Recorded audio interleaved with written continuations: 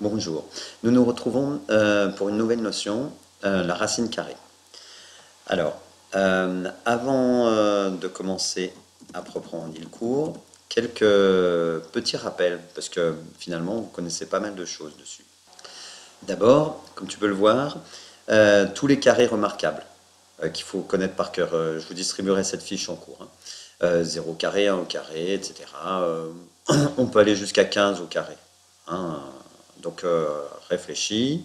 Par exemple, 7 au carré, 49, 13 au carré, 169, 9 au carré, 81. Maintenant, tu peux les écrire et puis y réfléchir. Quelques petits rappels avec les signes. Alors attention, moins 3 au carré écrit comme ça. Un carré est toujours positif, donc c'est pareil que 3 au carré, c'est 9. Par contre, moins 3 au carré, écrit comme ça, c'est-à-dire c'est 3 au carré, et le moins est devant le 3 au carré, c'est moins 9. De même, moins 5 au carré, c'est 5 au carré qui est négatif, donc c'est moins 25. Moins 5, le tout au carré, là par contre, c'est 25. Voilà. On reviendra sur les autres en classe. Et maintenant, voyons voir les racines carrées. Et ben en fait, c'est un petit peu l'opération inverse. Hein. Si je prends du coup racine de 9, eh bien, qu'est-ce qui élevé au carré fait 9?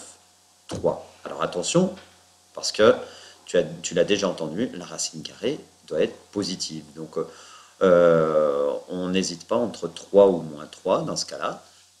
C'est uniquement 3.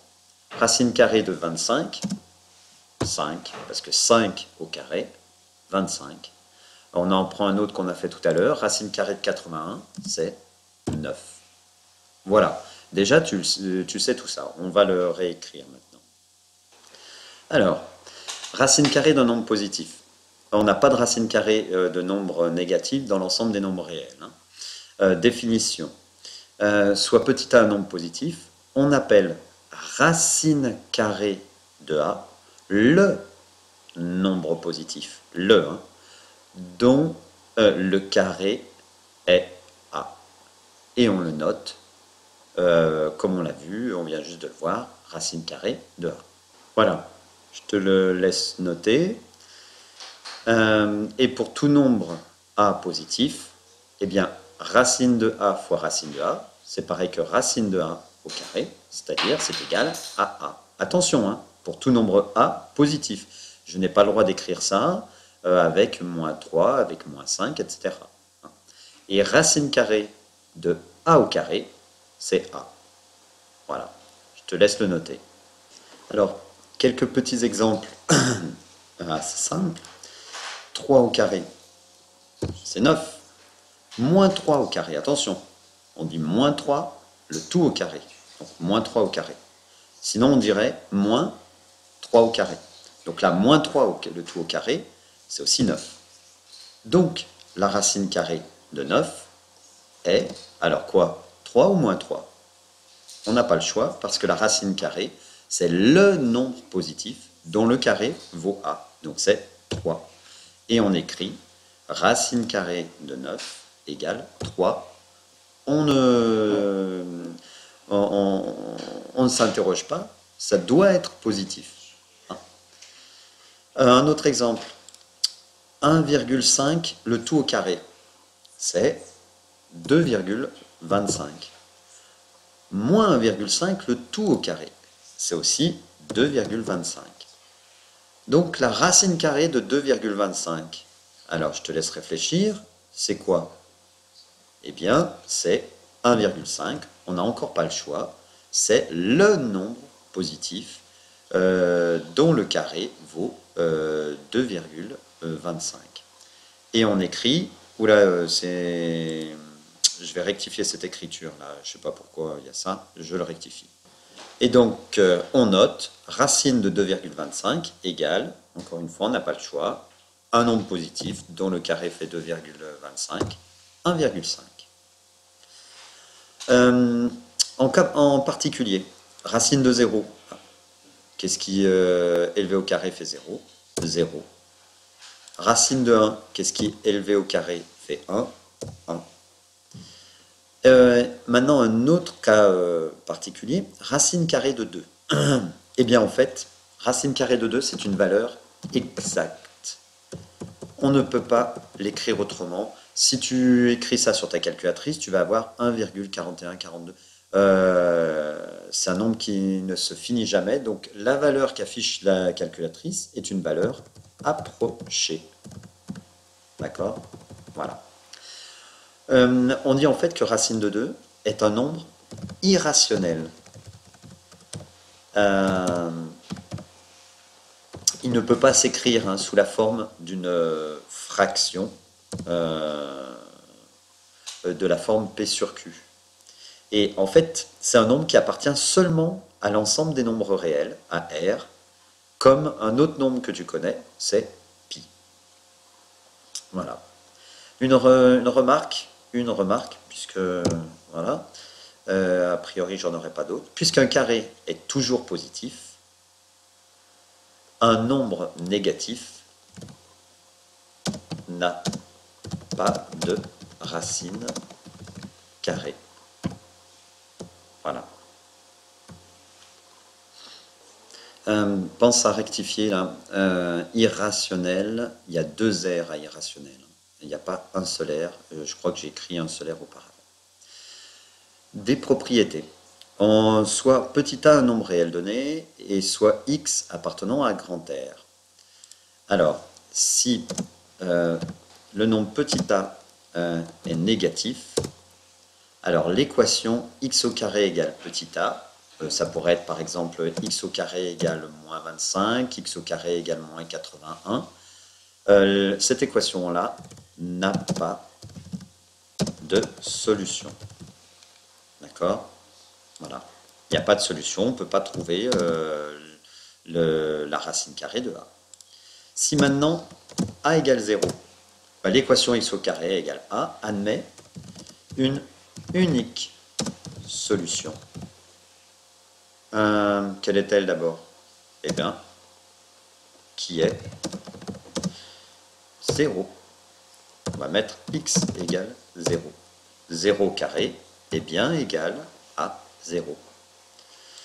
Si maintenant petit a est un nombre strictement positif, l'équation x au carré égale a admet 2 solutions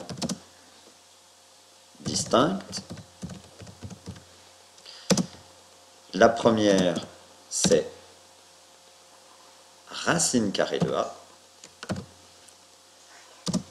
Et la deuxième, c'est, à ton avis, racine moins racine carrée de a.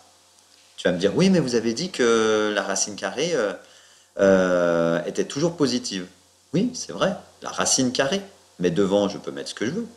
Je peux multiplier par moins 1, par moins 2, par 3, par 4. Ça ne change rien. Racine carrée de a est bien toujours positive. Voyons avec 2 exemples.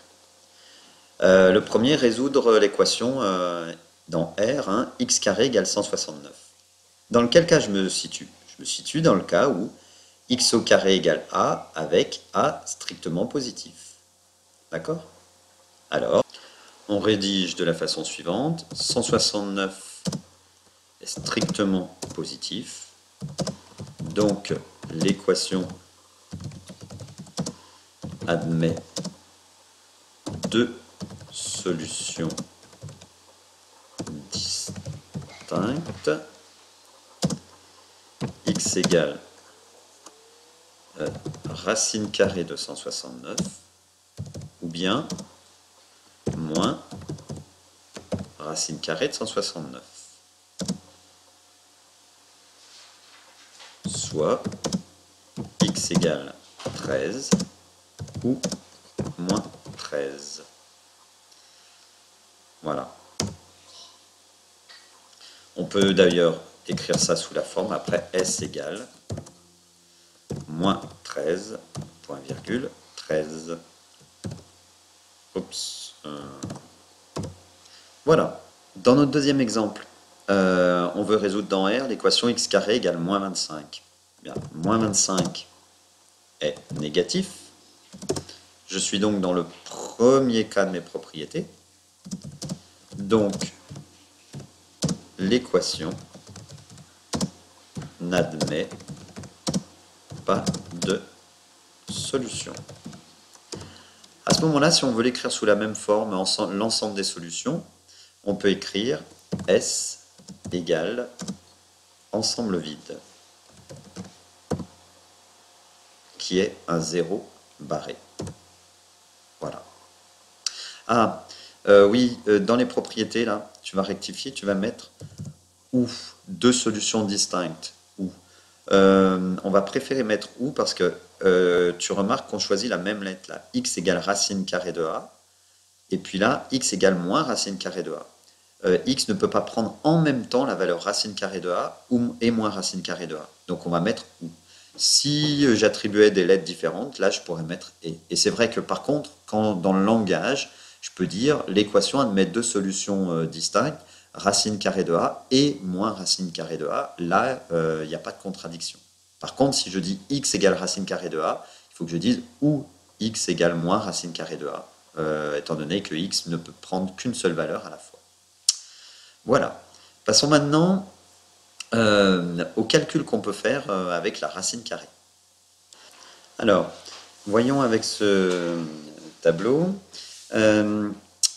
On ne va pas faire tous les exemples, hein, mais par exemple, avec A égale 9 et B égale 4, pour le produit, 9 fois 4, 36. Racine carrée du produit, racine carrée de 36, c'est 6. Racine carrée de A, c'est 3. Racine carrée de B, racine carrée de 4, c'est positif, hein, toujours, donc 2. Si je fais racine carrée de A fois racine carrée de B, 3 fois 2, 6. Qu'est-ce que je remarque? Je remarque que racine carrée de AB qui vaut 6 est égal à racine carrée de A fois racine carrée de B. Ça va être notre propriété, première propriété. Alors, soit A et B deux nombres positifs, évidemment.